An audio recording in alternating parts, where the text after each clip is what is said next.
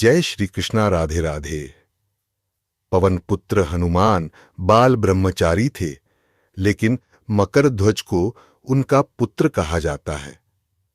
यह कथा उसी मकरध्वज की है।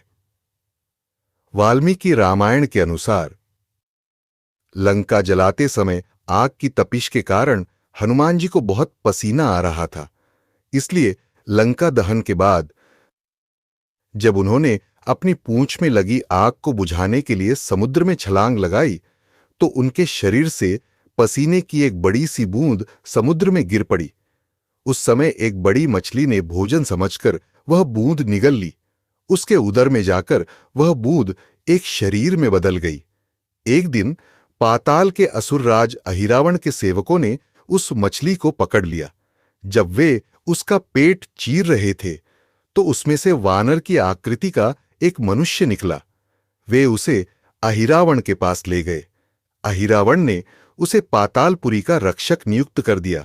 यही वानर हनुमान पुत्र मकरध्वज के नाम से प्रसिद्ध हुआ।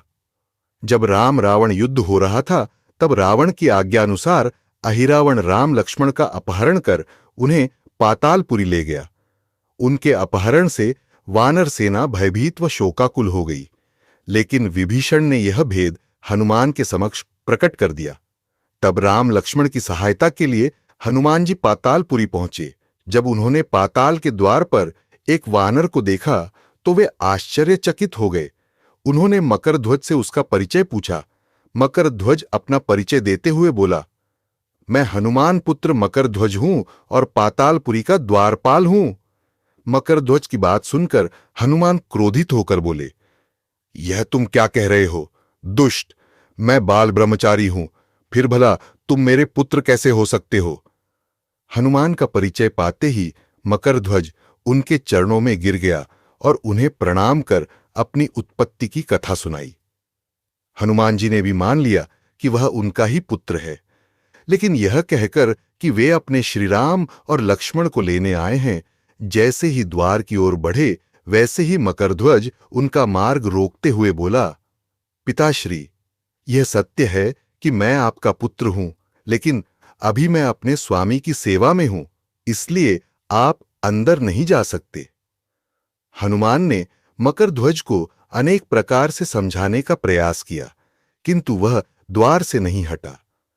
तब दोनों में घोर युद्ध शुरू हो गया। देखते ही देखते हनुमान जी ने उसे अपनी पूंछ में बांधकर पाताल में प्रवेश कर लिया। हनुमान सीधे देवी मंदिर में पहुंचे, जहां अहिरावण राम लक्ष्मण की बलि देने वाला था। हनुमान जी को देखकर चामुंडा देवी पाताल लोक से प्रस्थान कर गईं। तब हनुमान जी देवी रूप धारण करके वहां स्थापित हो गए। कुछ देर बाद अहिरावण वहां आया और पूजा अर्चना करके जैसे ही उसने राम लक्ष्मण की बलि देने के लिए तलवार उठाई, वैसे ही भयंकर गर्जन करते हुए हनुमान जी प्रकट हो गए और उसी तलवार से अहिरावण का वध कर दिया। उन्होंने राम लक्ष्मण को बंधन मुक्त किया। तब श्री राम ने पूछा, हनुमान, तुम्हारी पूंछ में यह कौन बांधा है? बिल्कुल तुम्हारे समान ही लग रहा है, इसे खोल दो। हनुमान ने मकरध्वज का परिचय देकर उसे बंधन मुक्त कर दिया। मकरध्वज ने श्रीराम के समक्ष सिर झुका लिया।